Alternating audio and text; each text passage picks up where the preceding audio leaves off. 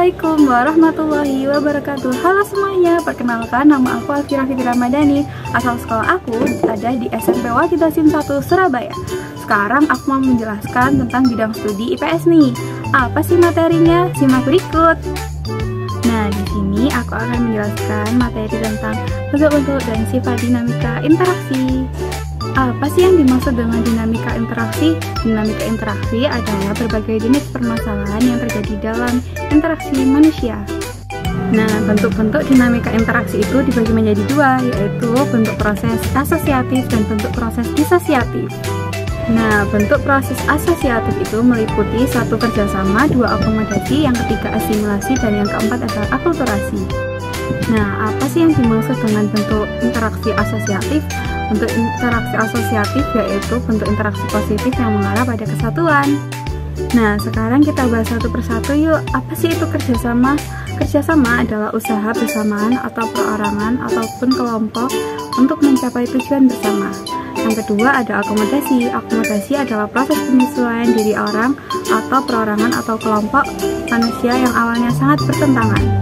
Dan yang ketiga adalah asimilasi. Asimilasi merupakan proses sosial yang ditandai dengan usaha-usaha mengurangi perbedaan-perbedaan yang ada di antara kelompok-kelompok manusia.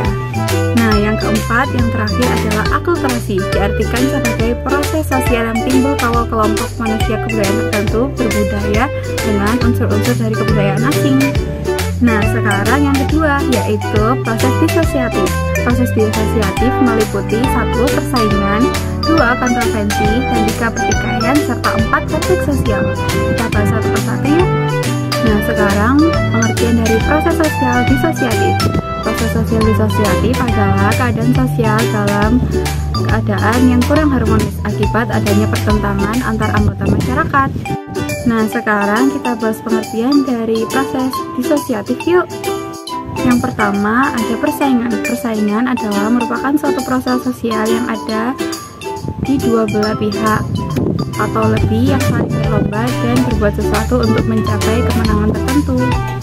Nah, yang kedua adalah kontroversi, merupakan proses sosial yang dibatasi dengan ketidakpastian, keraguan, penolakan yang tidak diungkapkan secara terbuka.